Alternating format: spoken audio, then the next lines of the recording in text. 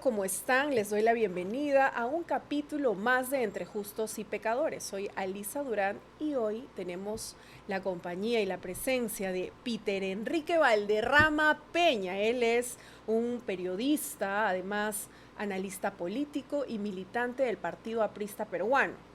Bienvenido, Enrique. Muchas gracias por la invitación, estimada Lisa. Encantado para mí estar en tu podcast, que veo que semana a semana viene creciendo. Un gusto. Eres coordinador además de la Asociación Civil Centro para la Democracia Social. Cuéntanos acerca de la labor que está haciendo esta asociación civil. Nosotros hemos realizado múltiples debates en los últimos tiempos, entendiendo que existen dos asuntos fundamentales, más allá del debate netamente social, que son importantes para la patria. Reformas fundamentales en dos asuntos claves. El primero tiene que ver con el sistema de justicia y el segundo tiene que ver, que está relacionado además, con el tema de la seguridad ciudadana, pero reformas orientadas al fortalecimiento, digamos, normativo de lo que se requiere en el país para fortalecer la lucha contra la delincuencia. Y a partir de eso, más un agregado, que es una suerte de observatorio internacional, hemos empezado hace algunos años ya a realizar intercambios públicos entre gente de diferentes tendencias. Creo que es obvio y público que yo soy aprista, pero lógicamente en la asociación convocamos gente de diferentes tendencias para debatir estos asuntos. Hemos realizado, por ejemplo, hasta hace no mucho, un debate sobre el tema del sistema de justicia, donde ha estado la doctora Dilia Muñoz, que ha sido ministra, que además tiene una trayectoria importante, no relacionada con ningún partido. El señor Enrique Gersi, es un abogado además reconocido, que es liberal. Y que ha estado liderando también el no a la constituyente, ¿no? Que ha estado también impulsando definitivamente esto que apuntas. Un académico que trabaja en el Tribunal Constitucional, profesor universitario, Luis Sáenz, de Derecho Constitucional también, y el profesor universitario y abogado constitucionalista Miguel Estela, todos con miradas diferentes, hablando sobre el tema de la reforma del sistema de justicia. Lo mismo hemos hecho con otros asuntos importantes dentro de estos grandes marcos, como el tema de la lucha anticorrupción, que hicimos también un evento en la Universidad Villarreal sobre estos tópicos. Y estamos tratando de alentar este debate, digamos, fuera de lo partidario, sí construyendo algunos consensos sobre estos dos grandes temas de seguridad y justicia que me parecen fundamentales y que están, creo, profundamente mal en el país. Y sobre todo tratar de reeducar a la población o educar en temas políticos y en la problemática social a los que no estaban muy interesados en el quehacer político. Ese es un asunto importante que nos hemos planteado como segunda tarea en el Centro para la Democracia Social.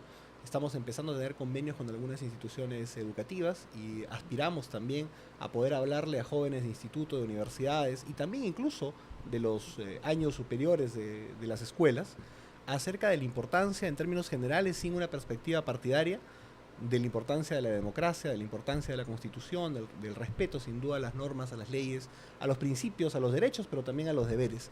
Y creo que esa formación cívica que de una u otra manera se ha abandonado en el Perú es, entre otras causas, la explicación de las crisis en las que estamos ahora, la crisis de valores que lleva, por ejemplo, a la criminalidad o a la delincuencia, o en la política a los malos políticos que solamente buscan poder para aprovecharse y sacar ventaja para ellos mismos.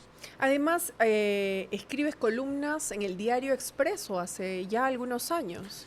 Sí, justamente este año, y voy a invitar al director del diario Expreso seguramente a un compartir pequeño, porque este año cumplo 10 años de columnista del diario Expreso, de manera ininterrumpida todos los días lunes. Haciendo análisis político. Empecé como colaborador el año 2014 en realidad, haciendo entrevistas que luego transcribía. He podido entrevistar a gente muy diversa. Recuerdo que así he entrevistado ahí a Rolando Breña Pantoja, que es un líder, digamos, de la izquierda marxista. He entrevistado a Roque Benavides ahí también, a Ricardo Vegallona, a diferentes, digamos, personalidades, a Kuczynski, lo entrevisté también en el 2014. Y luego he podido hacer algunas columnas, digamos, esporádicas, hasta que me dieron la confianza hace ya casi 10 años para escribir columnas todos los días lunes. Y creo que ha sido una década muy interesante. Próximamente editaré un libro sobre las columnas de los últimos 10 años para graficar un poco cómo se ha movido la arena política, que ha sido sin duda en el país, digamos, más intranquila de lo que hubiéramos querido, sobre todo en la etapa clave que significó el año 2020. donde hemos tenido 3 presidentes en 8 días, me parece, ¿no? Entre Vizcarra, Merino y finalmente Sagasti. Creo que eso grafica un poco lo que ha sido la política peruana en los últimos años. Hay mucho que comentar siempre acerca de coyuntura. En el Perú nunca te aburres. Creo que eso es un Definitivamente. asunto importante. Ojalá fuera un entretenimiento, digamos, Para sano. bien, además El para problema bien. que es, son cosas muy complejas, muy complicadas. Lamentablemente vivimos pues una clase política en este momento, en el 2025, sumamente degradada, con un Congreso que siento que está totalmente de espaldas a los intereses populares, legislan únicamente para su beneficio, cambian las reglas electorales para su beneficio, han entrado mucho tiempo después al tema de la seguridad ciudadana y cuando han entrado lo han hecho mal. Tal es así que se les acusó lógicamente de querer beneficiar al crimen organizado, al punto que han tenido que retroceder públicamente en estas modificatorias que querían hacer. No sabemos si por torpeza o evidentemente por mala intención. Y definitivamente el Ejecutivo no está mejor, incluso está aún peor. Tenemos una presidenta que de un modo u otro, insistiendo en un mismo esquema ministerial ya desgastado, con aliados como un ministro del Interior que en mucho tiempo no ha podido impulsar la captura, por ejemplo, del señor Cerrón y hoy día del hermano de la presidenta. Es decir, creo que es un gobierno marcado, lastrado por la inmoralidad. Además tienes un portal, hablamos de Punto de Encuentro, eres el director de Punto de Encuentro, en donde también has alzado la voz junto a todo tu equipo, todos los chicos que trabajan ahí y además tratan de aportar con El opiniones. 2015 fue un año muy importante, digamos en términos personales y lo que iba a definir de alguna u otra manera mi prédica pública. En ese año, como te acabo de decir, don Antonio Ramírez me dio la oportunidad de ser columnista semanal de Diario Expreso. Pero en abril del 2015 también fundamos Punto de Encuentro y apareció por primera vez Punto de Encuentro en la web. Y hemos publicado hasta el día de hoy más o menos 7.000 columnas de opinión en estos últimos casi 10 años. En abril se van a cumplir los 10 años. Creo que hay que hacer algún tipo de acto por los 10 años del portal. Claro Y que han sí. escrito gente de todas las tendencias. ¿Y esto es apartidario? ¿Punto de Encuentro es Totalmente apartidario? partidario. Escriben evidentemente compañeros porque hay apristas profesionales muy inteligentes, muchísimos. Algunos les gusta escribir, tocan la puerta de Punto de Encuentro y lógicamente compartimos nosotros todas las opiniones en los marcos más amplios del término democrático. Tú puedes encontrar en Punto de Encuentro un artículo alguna vez escrito por Breña Pantoja, por ejemplo, de la izquierda marxista, por Diego García Sayán, puedes encontrar uno escrito por Antero Flores Arauz, puedes encontrar uno escrito por Carlos Basombrío, por ejemplo.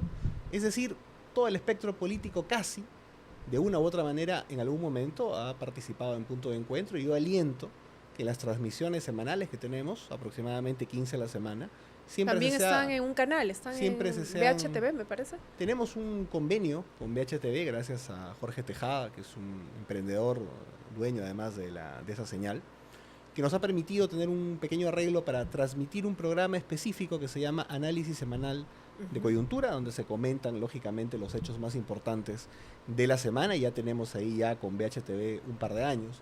Y evidentemente queremos seguir expandiéndonos a formatos de podcast, en la radio, y audiovisuales presenciales, porque recuerda que fue un reto el asunto de la pandemia, justamente para el tema de la comunicación y toda esta transformación al Zoom y las transmisiones que se hizo más popular. Pero hoy en día me parece que lo que más se valora en la conversación, en una conversación periodística, es lógicamente la presencialidad, tal y cual lo Así estamos es. haciendo el día de hoy, No ¿no? es lo mismo, pues ver una entrevista por Zoom a dos personas que estar presencialmente, que te permite un poco más de interacción, ¿no? Absolutamente. O profundizar sobre algunos Absolutamente. Además que tienes pues otro tipo de facilidad para interpretar de una u otra manera los gestos, el tono, temas. Y la saber expresión por dónde corporal. llevar un poco. Y es ¿no? el reto de los Las periodistas preguntas. intuir, sin duda, por dónde está yendo el invitado o de repente si está diciendo o no está diciendo la verdad. Así como yo te estoy observando. Estoy seguro que darás fe de mi veracidad. Y respecto a todos los que has venido comentando, a tus columnas en Expreso, también a lo de Punto de Encuentro, y en algunos canales que te vemos bastante asiduo, comentando, analizando la coyuntura política, ¿cómo encuentras a nuestro país hoy, 2025, en comparación con otros años? ¿Qué hemos aprendido? ¿En qué hemos retrocedido? Bueno, lo primero que tenemos que hacer es un análisis rápidamente de lo que pasa en el mundo. Existe una reaparición sin duda de los ultranacionalismos, de las perspectivas, digamos, de actitud imperial. Lo tenemos en Trump, como ha hablado de algunas cosas muy potentes, como el asunto de anexar Canadá, de comprar Groenlandia, de hablar de nuevo del Canal de Panamá. Vemos la actitud de Rusia, vemos la actitud de China, y todo se va a reducir en parte a una guerra comercial y geopolítica. En ese contexto, un país como el Perú, con sus inmensos recursos y potencialidades, podría tener sin duda un espacio en este juego geopolítico por su ubicación y evidentemente por los recursos y talento humano que tiene, pero también las materias primas que posee. Ese gran reto, que es una suerte de reedición de lo que pasaba en el mundo hace 100 años, lamentablemente nos ha tocado con los peores capitanes posibles de barco. Es decir, tenemos todo este contexto gigante mundial y tenemos a la señora Boluarte conduciendo al Perú, lamentablemente. A alguien que no tiene la suficiente experiencia o liderazgo, Y digamos. la visión en general, mira. Visión país. La visión, exacto. No voy a decir que estamos peor que con el señor Castillo, porque hay una dimensión que es la dimensión democrática que no se negocia ni se tranza. Castillo dio un golpe de Estado, la señora Boluarte hasta ahora no lo ha hecho, ha gobernado en los márgenes democráticos, cierto, con actitudes un tanto antidemocráticas como no querer declarar a la prensa cada 100 días aproximadamente, pero no ha intentado romper el orden constitucional, no ha intentado dar un golpe de Estado. Eso ya la hace mejor que Castillo. Pero todo lo demás, claro, es decir, la parte económica, social, la gobernabilidad, etcétera, todo es igual o peor que con Pedro Castillo, te diría. Es un gobierno sumamente mediocre. Acusaban al señor Castillo de tener ministros incapaces y algunos incluso de dudosa moral. Lo vemos repetido con la señora Boluarte. Que ha dejado a varios. Encontraron $20,000 en el baño del Palacio de Gobierno, pero se acusa al entorno de la presidenta de estar comprometido en ciertas cosas o ella misma de recibir donaciones extrañas. Creo que para nadie sería algo normal, no sé tú cómo lo ves, que te presten o te regalen temporalmente o te presten una joya pues, de 20,000, 30,000, 40,000 dólares. Para representar mejor al país. Sin pensar esas fueron sus palabras. Que eso no tiene un costo a cambio. Y cuando uno ve los proyectos que financiaron en la región Ayacucho, un estadio de 100 millones, etcétera, uno se da cuenta que ha habido, obviamente, un intercambio de favores. Por lo tanto, veo hoy día la política sumamente degradada, lamentablemente, desde el Poder Ejecutivo. Pero además quiero señalar que la crítica también tiene que ser al legislativo. Porque si hay un ministro del Interior, por ejemplo, como Santibáñez, que es un mal ministro del Interior, y hay un parlamento que lo permite y que no lo censura, es evidentemente porque hay un pacto debajo de la mesa. Y yo digo claramente que yo siento que APP de Acuña y Fuerza Popular de Keiko Fujimori cogobiernan claramente con la señora Boluarte. No solamente son cómplices, yo creo que ejercen el poder de manera conjunta, porque si no uno no puede explicar la pasividad que tienen sus respectivas representaciones en el Congreso. De hecho, en tu última columna publicada en Diario Expreso, lo que manifiestas es el oficialismo parlamentario, Acuña, Fujimorismo, etc. Bueno, es que lo que pasa es que a veces también se reviven viejos amores y las votaciones del serronismo también respaldan algunos acuerdos que incluyen al gobierno, pero incluyen también a Fuerza Popular y Acuña. Por eso digo otros. No siempre sucede, pero a veces pasa.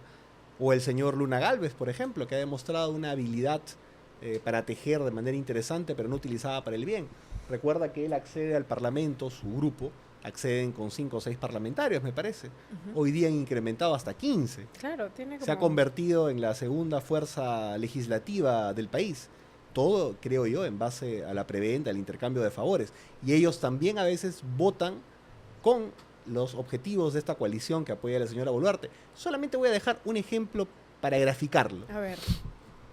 La investigación del cofre. Cuando se votó a nivel de comisión, ¿quiénes votaron en contra? APP.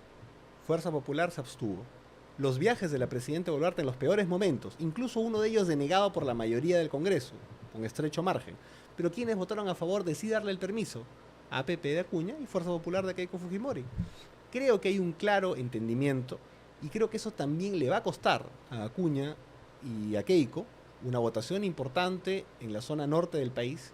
Y en ese espectro creo que el APRA, si eleve la voz de protesta respecto a este mal gobierno, podría avanzar y recuperar parte del norte. Ujú. Entonces, respecto a estos partidos políticos, tenemos partidos que han empezado también siendo nuevos, igual que el montón que va a venir ahora, porque recordemos que han repartido 90 kits electorales y ahorita hay 41 partidos inscritos. Ujú. Todavía nos espera aproximadamente unos 20 más que les den la resolución de que ya están inscritos. ¿Qué nos espera en cara a las siguientes elecciones con esta multitudinaria presentación de partidos políticos? Y hablamos además de la ampliación de 2 cámaras.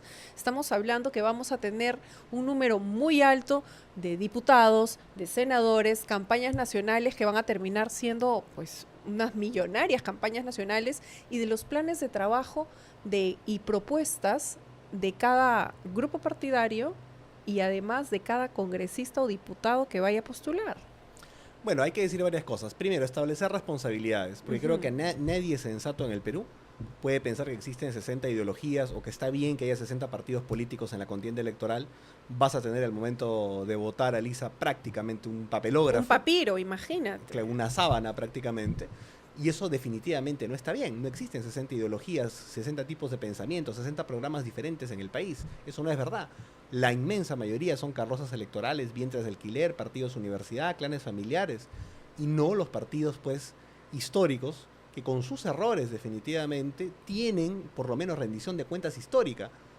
Yo no nacía cuando, digamos, se dieron algunos de los eventos del primer gobierno, pero defiendo el proceso histórico, acepto los errores y asumo esas culpas, como lo puede hacer también una acción populista, sin duda, respecto de repente al primer gobierno de la UNDE, en el cual no nacía quizás, o un pepecista respecto al hecho de haber gobernado la ciudad o haberse aliado en determinadas circunstancias con otras fuerzas. Lo asumen como parte de su bagaje histórico.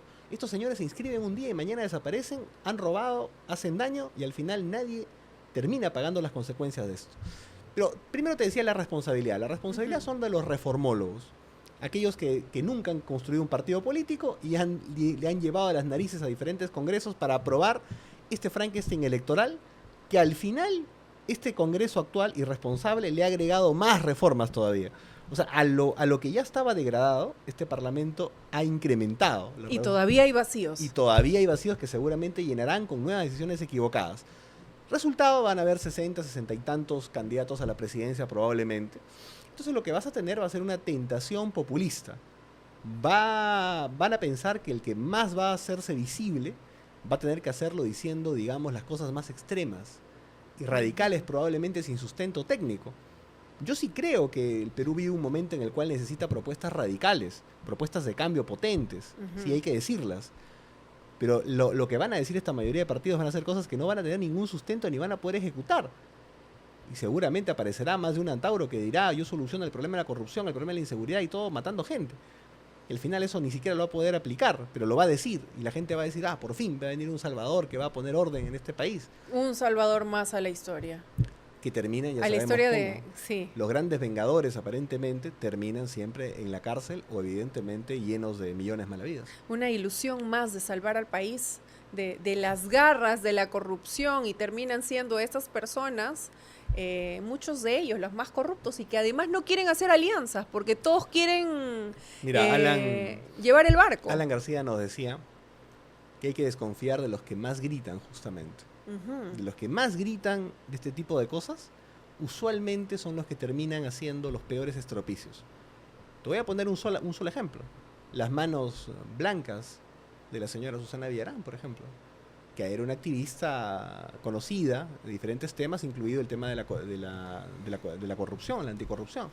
Terminó admitiendo públicamente en un programa de señal abierta que había recibido millones de dólares de una constructora brasileña.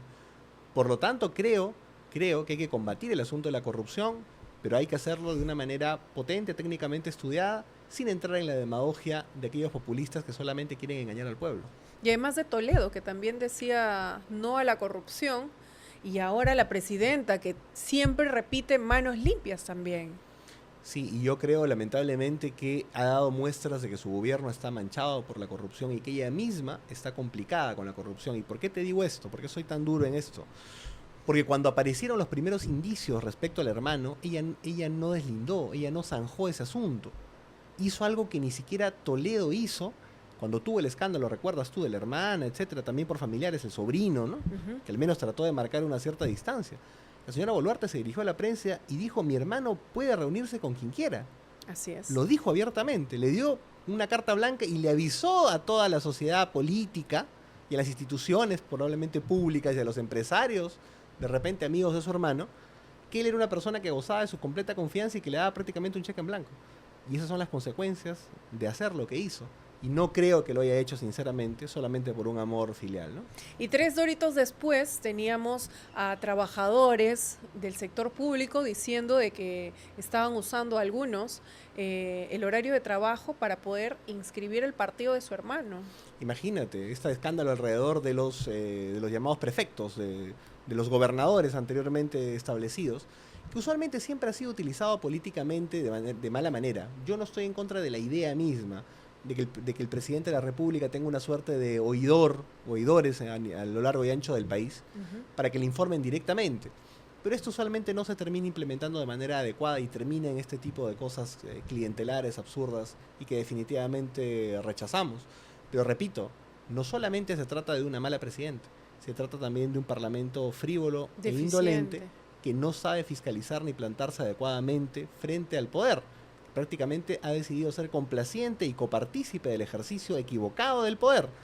Mira el Ministerio de Salud manejado durante mucho tiempo por Alianza para el Progreso del señor Acuña, cómo evidentemente está el estado de la salud pública en el país, con los casos, por ejemplo, del tema del dengue año a año, volviendo de manera agresiva, de manera repetitiva, con la mala atención de los servicios de salud.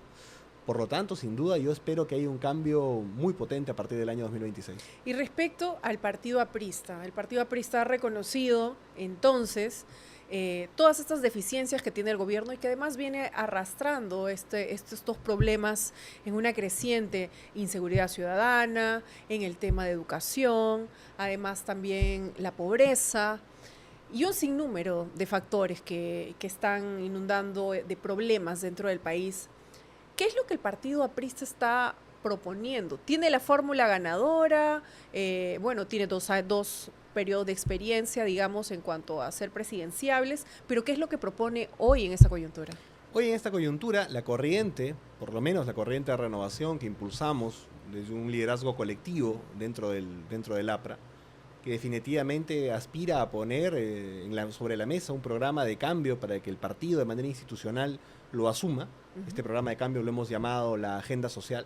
Fundamentalmente plantea dos cuestiones fundamentales: el tema de un shock potente alrededor del asunto de la seguridad ciudadana y evidentemente medidas disruptivas para potenciar la posibilidad del empleo popular. Y esas dos son las grandes banderas. Empleo y seguridad es lo fundamental para el Perú ahora. Lógicamente se van a tener que tomar decisiones fuertes en ambas dimensiones para poder generar, yo creo, la posibilidad de tener 2,5 millones nuevos de puestos de trabajo en los próximos 5 años, que es viable y es posible. Y para entrar en un proceso de reforma potente de la policía y evidentemente fortalecer la inteligencia también para poder desarticular las bandas de criminalidad transnacional, que son la principal amenaza al Estado de Derecho en el país. ¿Hay realmente un cambio generacional en el APRA? Estamos luchando por ese cambio generacional. En el APRA se gestionan tensiones de manera fraterna, que al final se dirimen en una votación interna.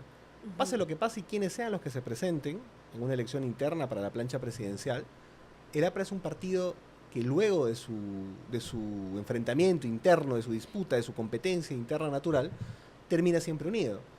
Y quien sea electo candidato a la presidencia, lógicamente va a contar con el apoyo de todos los apristas. Y creo que esa voz tiene que asumir sin duda un programa de cambio que nos diferencie claramente los sectores de la derecha y que demuestre que el griterío de la izquierda marxista no es suficiente y lo que se necesita, lógicamente, son propuestas técnicas concretas para realizar ajustes que la sociedad necesita. He visto en tus redes sociales que has venido viajando alrededor del país, has estado en varias regiones, en varias ciudades, además también por el Día de la Fraternidad. ¿Cómo está recibiendo a los apristas al interior del país? He tenido la inmensa suerte de, en este último Día de la Fraternidad, en el interior del país, en Lima también hemos estado en algunos lugares, en algunos distritos, pero en el interior del país hablar en Ferreñafe, que es una provincia de la región Lambayeque, hablar en Piura, en el almuerzo central por el Día de la Fraternidad, hablar ese mismo día en la noche en Chiclayo, en el meeting, en el acto que se hizo en la plazoleta Elías Aguirre de Chiclayo, y participar en un meeting en la ciudad de Tarapoto, una marcha por las calles de Tarapoto, una marcha nutrida de apristas, y finalmente un meeting en esa ciudad.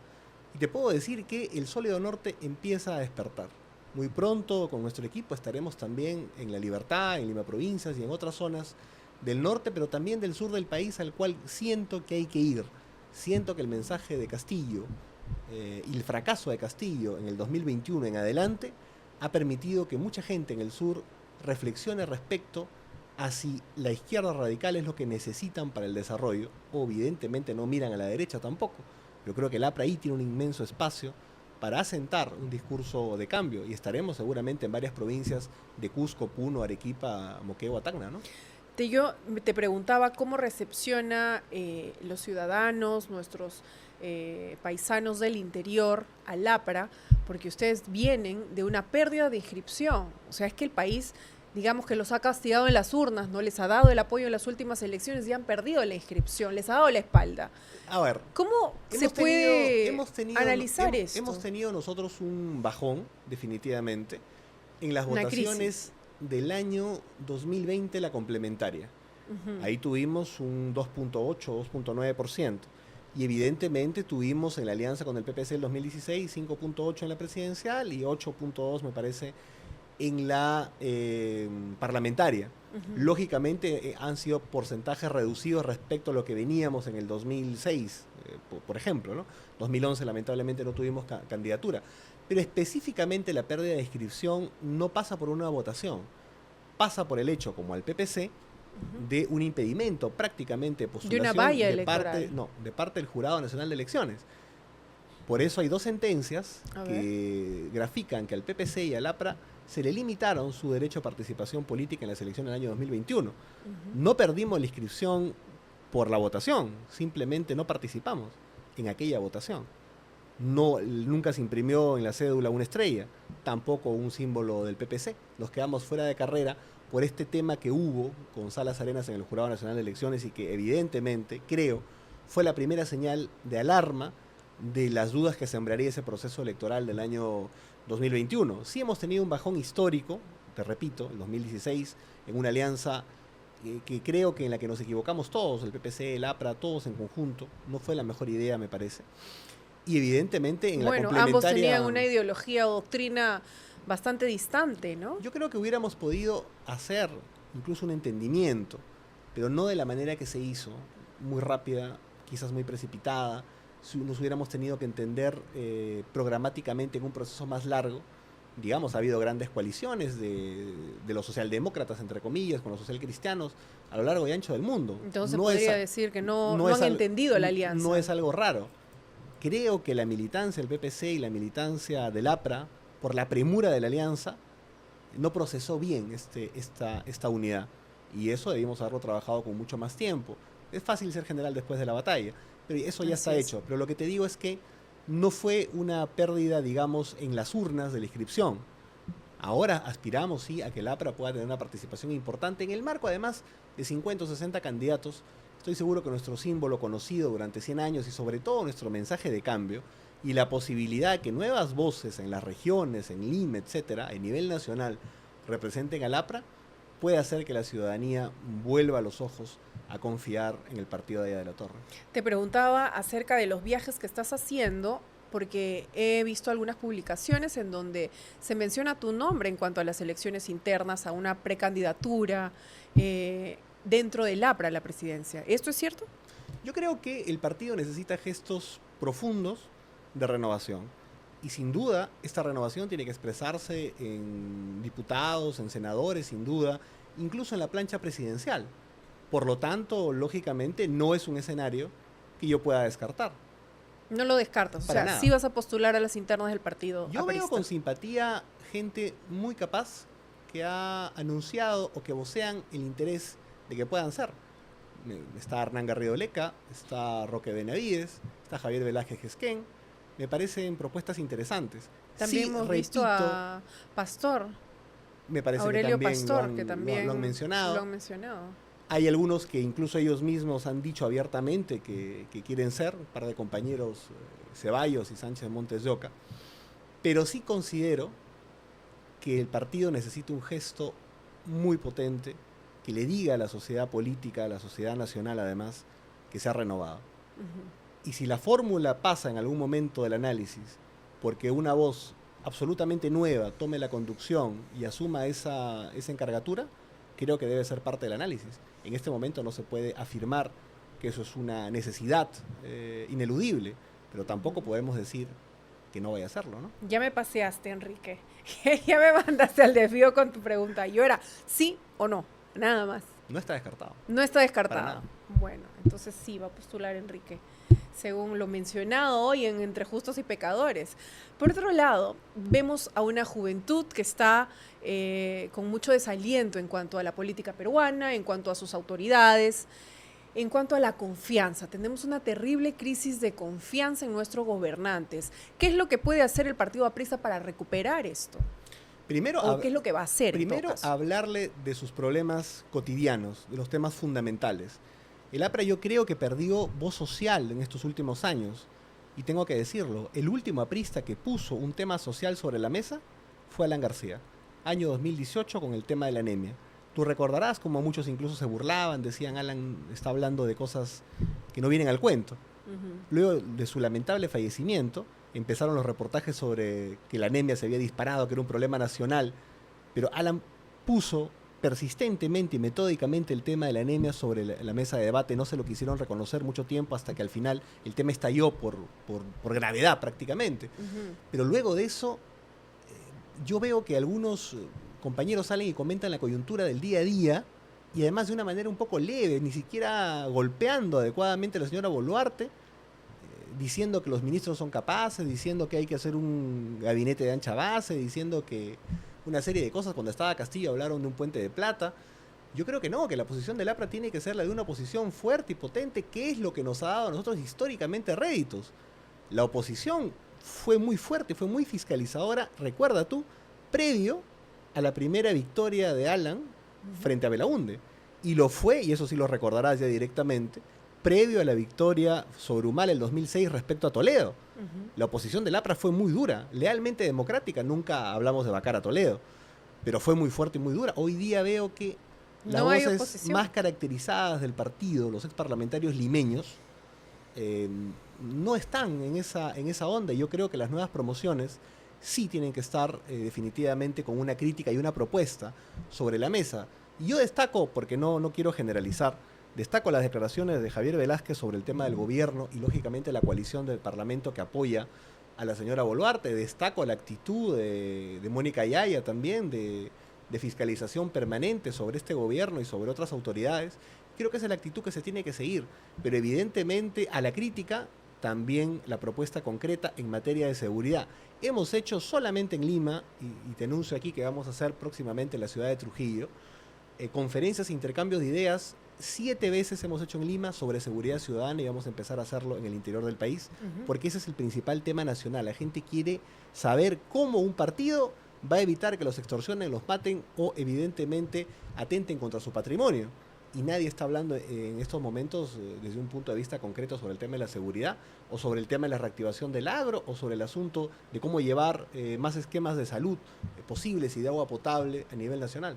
¿Qué es lo que el APRA no volvería a hacer en su siguiente gobierno? Lo que pasa es que es muy complicado comparándose respecto a qué. Si me dices respecto al primer gobierno, lógicamente hay muchas cosas. Y al segundo, en resumen, digamos, ¿no? Porque... Y al segundo, yo creo que el segundo gobierno es el mejor gobierno de la historia del Perú, sinceramente. ¿Tuvo errores?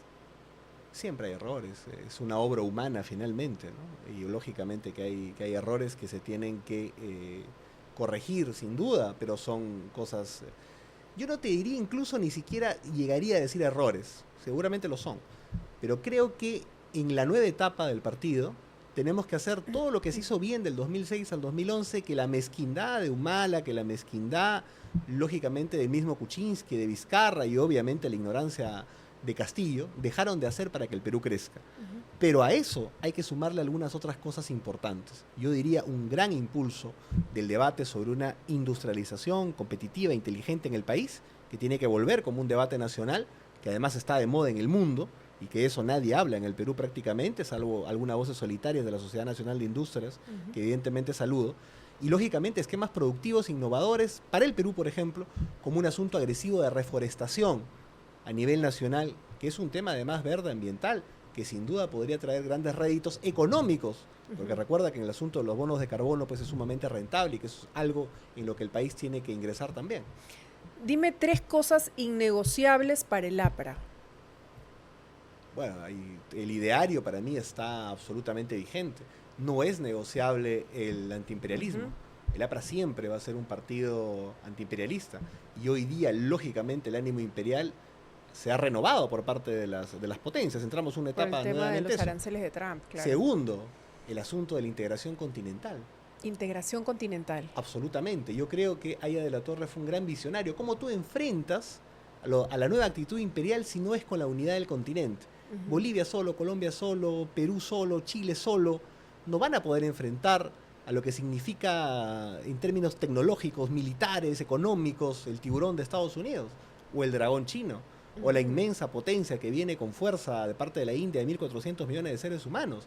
Necesitamos integración. Segundo punto que me parece que es definitivamente innegociable. ¿Y el tercero? Y el tercer punto, lógicamente, la defensa irrestricta y el perfeccionamiento permanente de la democracia, como lo anunció Haya de la Torre. Nosotros peleamos contra la dictadura de Leguía, peleamos contra la tiranía de Sánchez Cerro, peleamos contra los abusos del primer Prado, peleamos contra Odría, peleamos contra Benavides, peleamos contra Fujimori, peleamos contra Velasco, peleamos contra Vizcarra, peleamos contra Castillo y seguiremos peleando contra todo aquel que quiere excederse del marco democrático en el país. La democracia para nosotros es innegociable. Y para finalizar, ¿cuál sería tu reflexión respecto a la política y a los jóvenes que no quieren todavía inmiscuirse en política? Y también, ¿cómo podrías recuperar a tus jóvenes apristas, a tus compañeros? Bueno, yo les diría que piensen en términos históricos y reflexionen. En este país, en este continente, en el mundo en general, históricamente la plutocracia, los ricos del Perú, han tenido sus recursos económicos, sus riquezas, para imponer sus ideas y sus esquemas. Hemos vivido grandes militarismos en el país también, es decir, las Fuerzas Armadas, los poderes fácticos, han tenido también sus armas y sus tanques para imponer también sus puntos de vista. ¿Qué le queda entonces a la juventud profesional, inteligente, innovadora, trabajadora y popular para defenderse? Lo que les queda es la política. Y por lo tanto les digo, hagan política para poder transformar su país y hacer un lugar de mayor justicia social y libertad. Y lógicamente, si ustedes creen que la libertad y la justicia social son ideales vigentes, vengan y militen al APRA. Ahí está la invitación de Enrique Valderrama, a quien agradezco por su presencia. Muchas gracias. La invitación para ir a inscribirse como compañero al Partido Aprista Peruano. Militen. El mensaje de hoy es: militen en el partido que ustedes deseen, con el ideario que mejor les parezca, que mejor se acomode a su forma de vida, a su forma de pensar. Inscríbanse en un partido y hagan una militancia verdadera, porque incluso la elección de todos los representantes del país parte de ahí, de los partidos políticos. Hemos llegado a la parte final de Entre Justos y Pecadores. Les recuerdo que este programa va a ser retransmitido a través del portal de Punto de Encuentro, y agradezco a mis 2 auspiciadores, a Próspera Grupo Inmobiliario y a Chocolates Don Esteban, por acompañarnos. Hasta un siguiente episodio, que tengan un buen día.